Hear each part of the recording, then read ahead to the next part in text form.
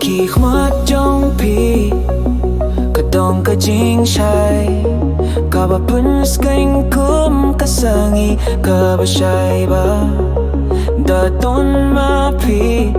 Baro ka por ka long kaba thymmai Ladang a don bat pi Nga shem ka jingieit kaba shisha Pyrthei Jong Nga Pyrthei ka jingim Jong Nga Klem ma pi Kamin sim ka long tili shisha Haka dono Jong Nga Na prince kem yaka Kyrteng Jong mi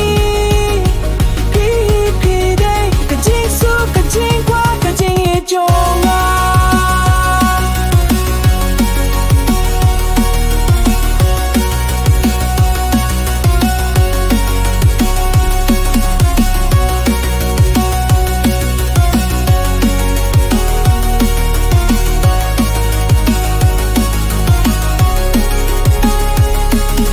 Klem pa pi nga long kum ka sngi ba klem